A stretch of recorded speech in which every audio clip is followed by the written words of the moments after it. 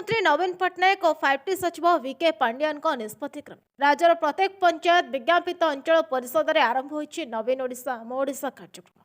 यह कार्यक्रम माध्यम पंचायत निर्वाचित लोकप्रतिनिधि और पंचायत समितिर अधिकारी माने पंचायत रे पहुंची साधारण जनता को ओडिशा सरकार विभिन्न प्रकार विकासमूलक कार्य उपर आलोकपात करुछंती।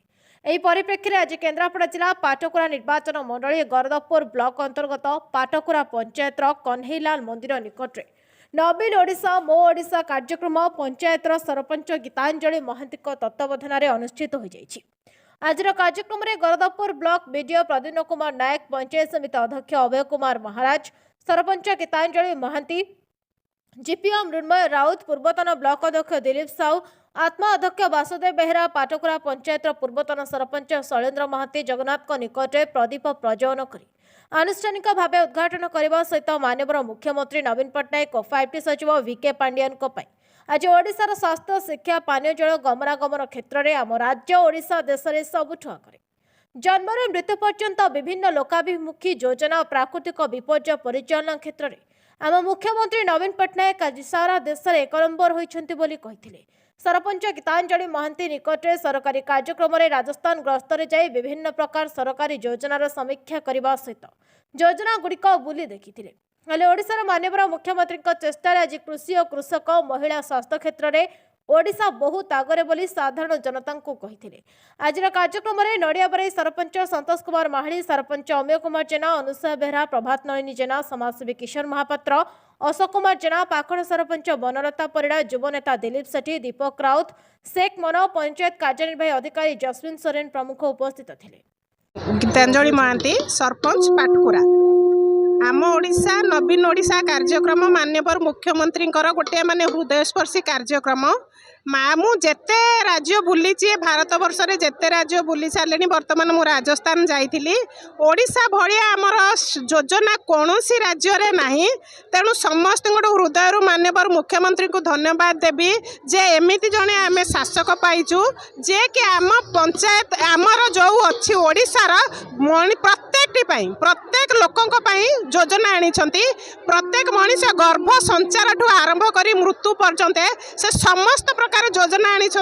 मु वर्तमान राजस्थान ग्रस्त राजस्थान ग्रस्त जाइली विजिटिंग रे सेठी महिला मानकर स्वाधीनता जमा नहीं। महिला माने घर कोण आज भी बाहरी पार ना किंतु आम ओडिशा रे महिला सशक्तिकरण होईची।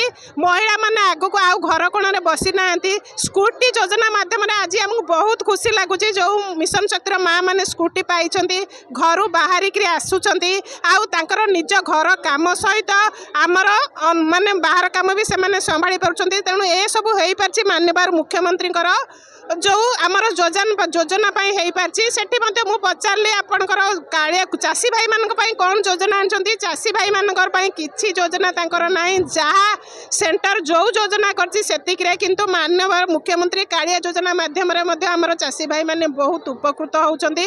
तेणु आम माननीय मुख्यमंत्री आ 5T सचिव पांडियान को हृदय धन्यवाद देउछु। आम चाहूँ 6ठ थर से मुख्यमंत्री होइकि आसंतु। धन्यवाद। सरपंच केन्द्रापड़ा जिले में विजु जनता दल कोषाध्यक्ष थे। नवीन ओडिशा आम ओडिशा कार्यक्रम माननीय मुख्यमंत्री निष्पत्ति जो चली बर्तमान आप पंचायत कौन कहे नहीं।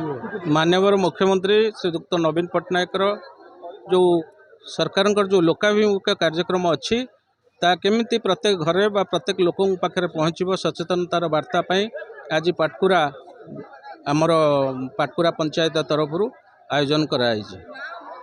माननीय मुख्यमंत्री विभिन्न प्रकार विकासमूलक योजना विशेषकर कौ योजना लोक पाखे पहुँची जहाँकि आज सारा देश 1 नंबर भाव मो मतरे सबुठ बड़ है स्वास्थ्य ही संपद। तेणु स्वास्थ्य को सुरक्षा जो सरकार दौरान जार नेतृत्व माननीय मुख्यमंत्री नौकरी ताठू बड़ कथा नहीं आगे। धन्यवाद।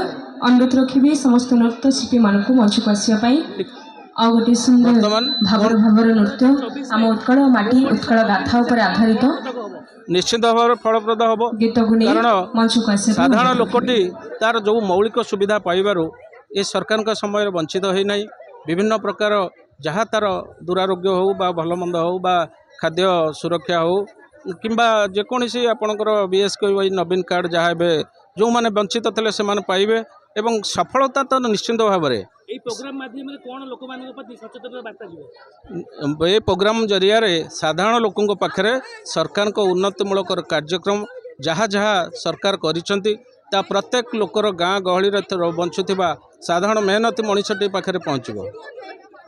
ନାଥ ଆପଣମାନଙ୍କୁ ଆଜି ଯେଉଁ କାର୍ଯ୍ୟକ୍ରମ ଗର୍ଦ୍ଦ ପଞ୍ଚାୟତ ସମିତିର ଆମର ପାଟକୁରରେ ଅନୁଷ୍ଠିତ ହୋଇଛି ଆମ ଓଡ଼ିଶା ନବୀନ ଓଡ଼ିଶା ଏହି କାର୍ଯ୍ୟକ୍ରମରେ ପ୍ରଥମେ କୃତଜ୍ଞତା ଜ୍ଞାପନ କରିବି ମାନ୍ୟବରଙ୍କୁ ମୁଖ୍ୟମନ୍ତ୍ରୀଙ୍କୁ ଯେ 4.5 କୋଟି ଭୋଟର ସ୍ପନ୍ଦନ ଓଡ଼ିଆ ଜାତିର ଅସ୍ମିତା ସ୍ୱାଭିମାନ ଏବଂ ଆମ ସରକାର ନବୀନ ପଟ୍ଟନାୟକ ସରକାର ଯେଉଁ କାର୍ଯ୍ୟକ୍ରମ କରିଛନ୍ତି ସେସବୁ କାର୍ଯ୍ୟକ୍ରମକୁ ତୃଣମୂଳ ସ୍ତରରେ ଗ୍ରାମାଞ୍ଚଳ ସାଧାରଣ ଲୋକଙ୍କ ପାଖରେ ପହଞ୍ଚାଇବା ଆହୁରି ସଚେତନତା କରାଇବା ଆଉ ଯେଉଁ ଅଧୁରା କାର୍ଯ୍ୟକ୍ରମ ରହିଛି ଆଜି କାର୍ଯ୍ୟକ୍ରମ ମାଧ୍ୟମରେ ମାନ୍ୟବର ମୁଖ୍ୟମନ୍ତ୍ରୀଙ୍କୁ 5T ସଚିବଙ୍କୁ ଆଜି ପ୍ରେରଣା କରିବୁ ଏବଂ ଆଉ ଯେଉଁ ବିକଶିତ କାର୍ଯ୍ୟକ୍ରମ ଆଗକୁ ଯିବ ଏବଂ ପୁଣି ଥରେ ଆମ ମାନ୍ୟବର ମୁଖ୍ୟମନ୍ତ୍ରୀଙ୍କୁ ଷଷ୍ଠ ଥର ପାଇଁ ପୁଣି ମୁଖ୍ୟମନ୍ତ୍ରୀ ଭାବେ ଦେଖିକିନି ଆଜି ଐତିହ୍ୟ ରଚନା କରିବୁ ଏତିକି ଆମର କାମନା କରୁଛୁ ଆଜି କାର୍ଯ୍ୟକ୍ରମରେ।